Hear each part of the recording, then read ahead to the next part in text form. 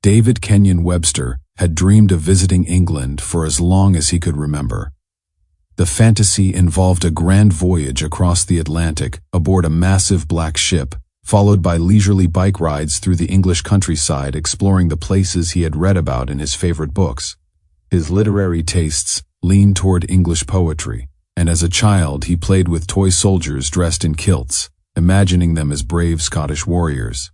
His parents, themselves of English and Scottish ancestry, had even dressed him like Christopher Robin in his early years. By September 1943, Webster's wish had come true, though not in the way he had once envisioned. He was no longer a child, and the toy soldiers had been replaced by real ones. After leaving Camp Shanks, he crossed the Hudson River from West New York under cover of darkness. The ferry carried him and his battalion to the Cunard Line Pier, where they disembarked quietly, weighed down by heavy barracks bags. Awaiting them were Red Cross volunteers handing out coffee, donuts, and small green sewing kits. Nearby, an officer distributed cards indicating where each man would sleep and eat aboard the ship.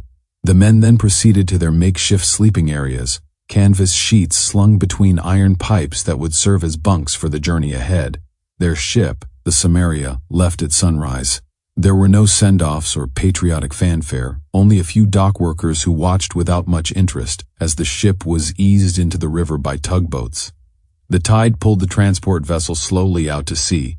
Webster had finally set off for England, though not in the idyllic way he had once pictured.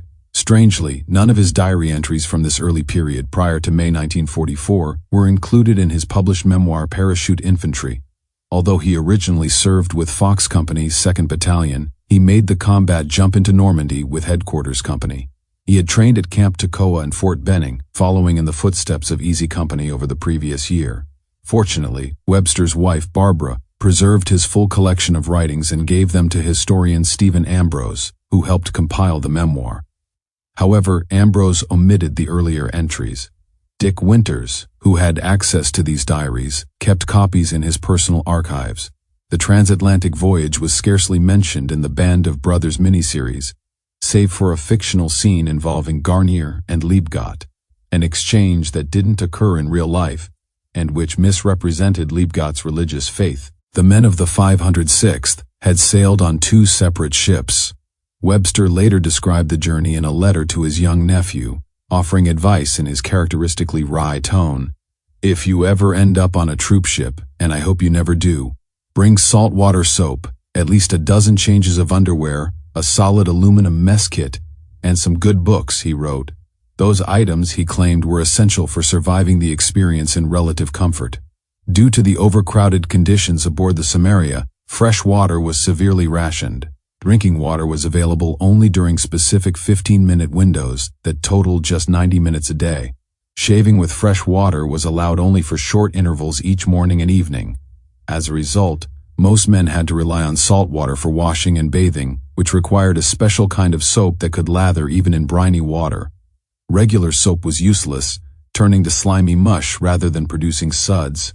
Clothing quickly became dirty, especially since everyone had to sleep fully clothed. Webster recalled how his undershirt turned black and moldy within just 3 days. The ever-present threat of German submarines meant every man had to wear a life jacket, cartridge belt, and canteen, even while sleeping. Although discouraged by officers, bringing an extra pair of fatigues would have been a wise move. Bunks were often in the hallways or on filthy deck spaces, and soldiers who had spares could at least rotate their clothes. Aluminum mess kits were another hot commodity. Since utensils were washed in salt water, anything less than aluminum would quickly rust. Webster's spoon, for example, grew so corroded that it cut his lips. Meals were served twice a day in a cramped, poorly ventilated mess area deep within the ship, where the men fetched their food in tin buckets and wiped down tables with soggy, blackened rags. The food itself was typically British fare: stewed tomatoes, baked fish, warm bread, and strong tea. While edible, it wasn't exactly enjoyable. The coffee was notoriously bad, and mealtimes devolved into chaotic scrambles as soldiers grabbed at anything edible. Maintaining control of one's mess kit was vital, as theft was rampant. Webster lost 2 blankets and a shelter half. One man even had his life jacket and first aid pouch stolen while he slept. Books were invaluable during the voyage. With so much downtime, the men read anything they could find: magazines, candy wrappers, newspapers, even comic books. Webster emphasized the importance of bringing a few good books along, noting that the only structure to their days came from meals, lifeboat drills, and occasional inspections. To pass the time, soldiers walked the deck, leaned on the rail watching the convoy, or gambled. Some started with only a few dollars and managed to win hundreds, only to lose it all again. Those who didn't gamble turned to reading, desperate for mental stimulation. Despite the cramped quarters, shared bunks, and general discomfort, Webster found the experience worthwhile. It gave him a glimpse into the logistics of a military convoy and life aboard a wartime transport. On fair days, men would sleep outside on the deck. During bad weather, they sought out dry corridors or curled up in narrow aisles. Space was always at a premium, and claiming a dry spot early became a nightly ritual. Overall, the journey was marked by discomfort, but it was also a unique and revealing experience. Morale remained steady, bolstered by humor and camaraderie.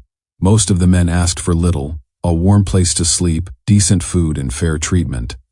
The ocean remained relatively calm for the duration of the trip, and only once did Webster become seasick, missing 2 meals in the process.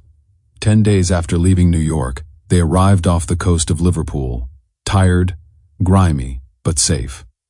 As one long, quiet summer day followed another, and we became more and more familiar with our mission, each man gradually built up a stockpile of equipment. We were issued $10 worth of crisp, new French money, just minted in Washington for the invasion. Every man had 3-yard square maps, which, when pieced together, represented the entire peninsula of Normandy, a special distorted photo map of the drop zone, which nobody could figure out, and 1 or 2 diagrams and overlays of the village or strong point his platoon or company was assigned to take. Small brass pocket compasses were issued so we might orient ourselves on the ground, and dime store metal crickets for identification purposes. Squeeze, click-clack, to be answered by 2, click-clack, click-clack. We drew American flags about 5 inches by 3 and fastened them to the right sleeve of our jump jackets. We shaved our heads. Boxes of machine gun and mortar ammunition were rolled in equipment bundles and attached to the bottoms of the planes. We wove strips of green and brown burlap into our helmet nets for camouflage.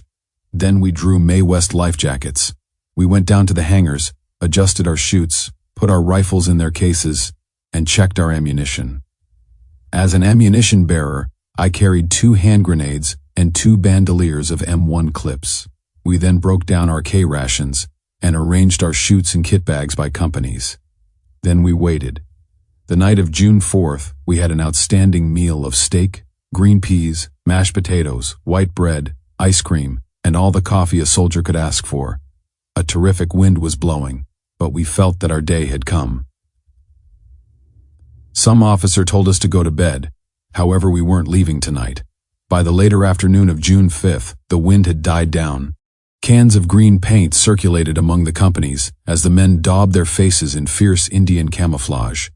Some of them took charcoal and blackened the skin under their eyes and drew streaks down their noses and foreheads. I wanted to say goodbye to my old squad and Fox Company, but I couldn't leave the area.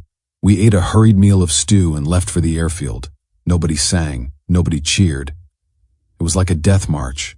After we had found our kit bags, we boarded trucks and drove to our planes, where we climaxed our equipment issue by receiving seasick pills in round cardboard ice cream containers. In some case, the pills didn't work. We put on our gear and waited. The summer days are long in England. In June, the sun doesn't go down until 9 o'clock. You can sit for hours and watch the big soft hills change color and wonder what it's like back in the States now. Trapped in your harness and your solitude, you look south to the winding valley to the sea. And what are the Germans thinking now? Of home perhaps and better days? When will it get dark? Why do I go on doing this? What chance does a paratrooper have? Stay light, stay on forever, and we'll never get to Normandy. Small, quiet groups sit under the plane wings and watch the sun go down. 8 o'clock. It won't be long now, says Porter the medic, who was machine gunned the next day, and will never leave the cemetery in Samaria. 9 o'clock. Planes started to roar, checking their motors. I hate that sound. 10 o'clock. Their nervousness increasing. The men get up and relieve themselves continuously. 10:30. We clamber aboard the plane and sit down, each in his silence. This is the end of our training. This is the one-way road. I try to sleep, but I can't. Now the whole field is shaking with the roar of motors. It's the final warm-up. 10:45. There they go. The crew chief shouts. They're off. 11 o'clock. Our tail swings around. We wheel about and head up the runway. Dead silence. I swallow my seasick pills and try to act nonchalant, but it's no go. My legs are weak and my throat is dry, and I can only talk in a stuttering whisper. Some of the boys are chained, smoking their cigarettes. A few are asleep. With a soft rush, we leave the ground. We are airborne. There is no going back.